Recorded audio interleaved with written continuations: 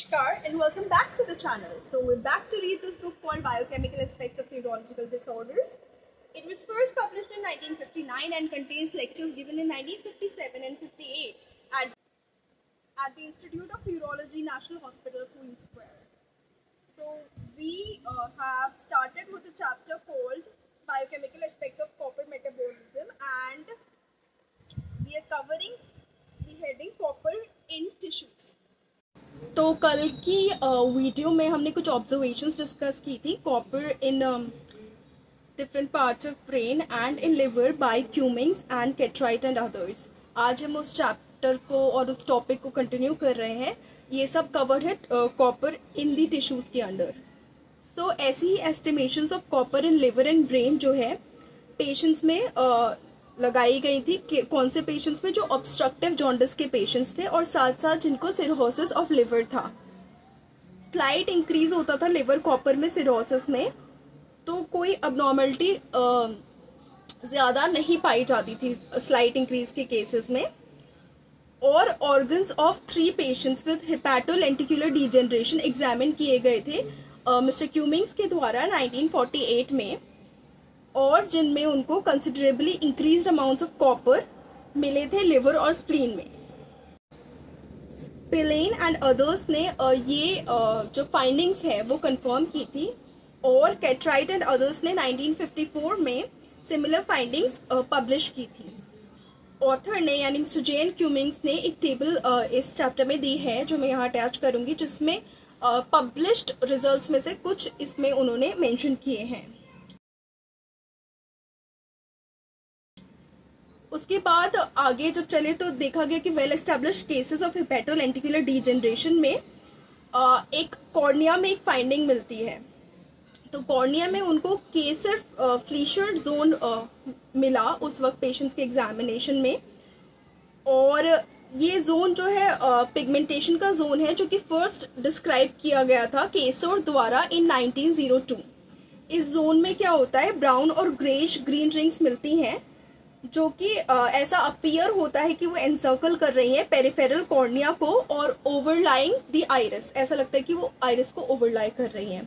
केसर ने 1902 में पहले इसको डिस्कवर किया था, और कौन से केस में किया था, एक केस था मल्टीपल स्क्लेरोसिस का, जिसमें ऐसा देखा गया कि मल्टीपल स्क्लेरोसिस की फाइंडिंग होने के साथ साथ बाकी और केसेस में मिली जो कि स्यूडोस्क्लेरोसिस के थे, और केसेस में मिली कुछ और केसेस में जो कि विल्सन्स डिजीज के थे. तो अब ये माना जाने लगा कि ये जो रिंग है ये कांस्टेंट फाइंडिंग है ऐसे केसेस की जिनमें हेपेटोलेंटिकुलर डिजेनरेशन है. इस चैप्टर के ऑथर के ऑब्जर्वेशंस के अकॉर्डिंग उन्होंने जब भी कोई हेपेटोलेंटिकुलर डिजेनरेशन का केस देखा तो ये पिगमेंटेशन, ये जोन ऑफ पिगमेंटेशन यानी केसर फ्लीशर जोन उनको हमेशा मिला उन केसेस में. सालिस 1908 में उन्होंने कंफर्म किया या कनेक्ट किया इस फाइंडिंग को केसर फ्लीशर जोन की फाइंडिंग को विद स्यूडोस्क्लेरोसिस, और हॉल ने इस फाइंडिंग को एम्फसाइज किया. अब अनुमान लगाए जाने लगे कि ये जो केसर फ्लीशर जोन है इसमें क्या डिपॉजिट होता है जिसकी वजह से ये कलर आता है. तो रम्पल ने सजेस्ट किया कि ये पिगमेंटेशन जो थी वो इसीलिए थी क्योंकि डिपोजिशन ऑफ सिल्वर होता था कॉर्निया में. लेकिन ये वाला व्यू पॉइंट काफी लोगों ने क्रिटिसाइज किया था, मैनी राइटर्स ने भी क्रिटिसाइज किया था. यहाँ तक बहुत सारे व्यूज ये भी कहते थे कि जो ये पिगमेंटेशन है वो नेचर ऑफ ग्रैनुल्स की वजह से है. हॉल ने अंदाजा लगाया कि ये किसी ब्लड पिगमेंट के डिपोजिशन की वजह से है. जेस ने सोचा कि ये यूरोबिलिन की वजह से है. ग्रीनफील्ड ने सजेस्ट किया कि ऐसा कोई मेलानिन का किन हो सकता है, उसी की फैमिली का हो सकता है जिस पिगमेंट के डिपोजिशन की वजह से ये है. वॉन एंड सैलमन ने ये सजेस्ट किया कि कॉपर या सिल्वर की वजह से ये है. और फिर जब ये ऑथर ने लेक्चर दिया था उसी के थोड़े दिनों पहले कैगियनेट एंड थीलर ने सपोर्ट किया था कि सिल्वर की डिपोजिशन जो है एक इन्वॉल्व फैक्टर है ऐसी रिंग पे. अब ईयर 1934 में एक स्ट्रॉन्ग एविडेंस मिला.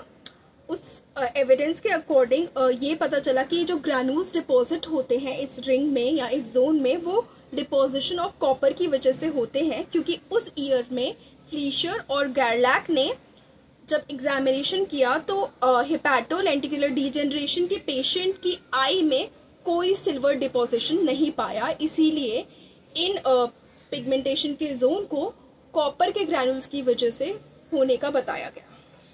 उन्होंने अपनी जो ऑब्जर्वेशन में है उसमें कॉपर का अमाउंट का भी जिक्र किया था, और उस रिंग में यानी केसर फ्लीशर जोन वाली रिंग में ही उन्होंने 70 माइक्रोग्राम्स कॉपर फाइंड किया पर ग्राम ऑफ टिश्यू में, एंड लेंस में उन्होंने 54 माइक्रोग्राम पर ग्राम ऑफ टिश्यू फाइंड किया कॉपर का।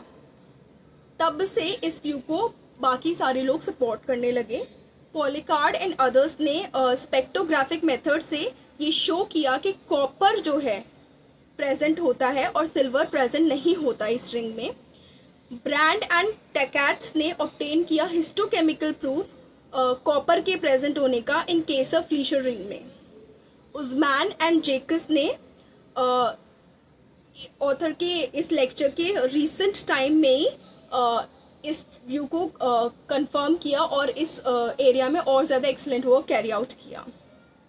एक्सपेरिमेंटल वर्क जो है थोड़ा सा एनिमल्स पे भी कैरी आउट हुआ था, और वहाँ देखा गया था कि जो कॉपर है वो ये रिंग सिमिलर रिंग प्रोड्यूस कर सकता है एनिमल्स में, सिल्वर ये कैपेसिटी नहीं रखता। सो आज we have completed with the topic called copper and tissues. अगली वीडियो में हम इस चैप्टर की जो सब हेडिंग है यूरिनरी एबनॉर्मलिटीज वो कवर करेंगे। सो आज के लिए इतना ही। Thank you so much for staying connected. Please like the video, share the video and share your opinions in the comment section.